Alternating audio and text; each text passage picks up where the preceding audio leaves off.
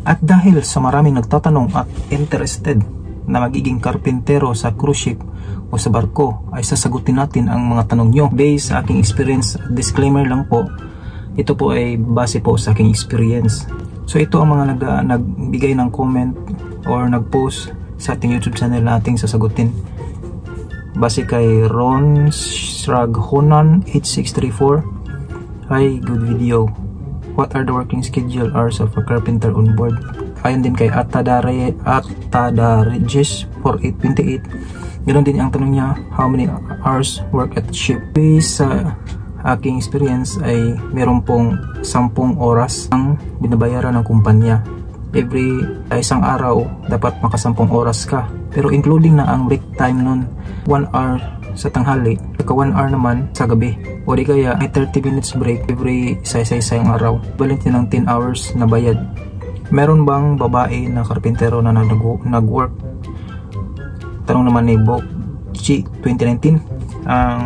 Sa pag-experience ko, depende din sa mga barko at sa nag-experience, kasi pag alam ko wala namang babae na karpintero. Depende din kung may marunong magkarpintero, pero karamihan mga lalaki naman. Tanong naman ni Birdsing 1639.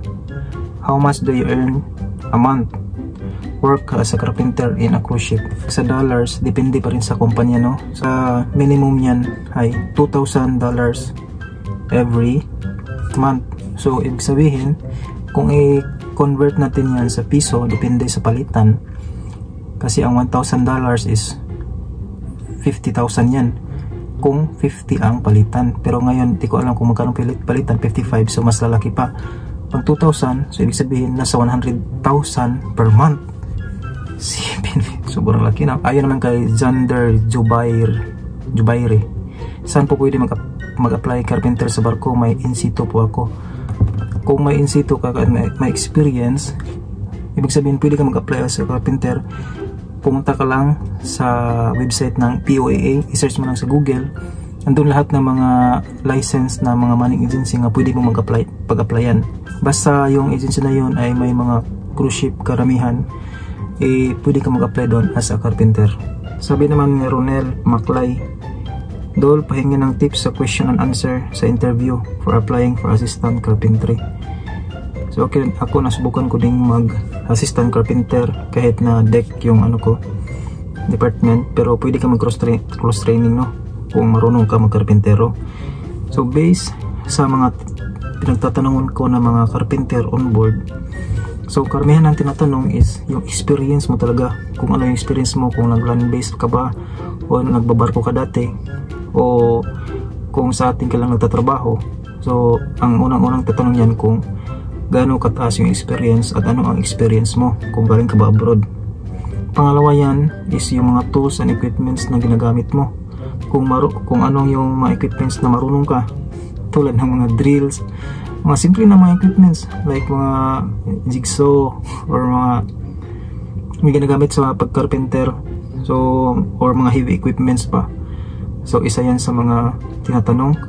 Tsaka ito pa ang isa din sa tinatanong, yung kung paano may explain yung safety sa trabaho, paano may apply ang safety sa pagtatrabaho. At saka yung isasagot mo yan, gagamit ka ng glass or working gloves, or yung area ng pinagtatrabahoan mo dapat safe sa lahat, yung helmet, saka kung paano mo i-apply ang safety sa trabaho. Pero pang-apat niyan is yung mga project na nagawa mo na or na-accomplish mo na, ang itatanong dyan. Simple pabilibin mo yung employer, no, yung manning agency, para ikaw ay ma-hire. Pang-lima is yung paano ka magtrabaho. O mo ba na individual or mas preferable ka na by a team?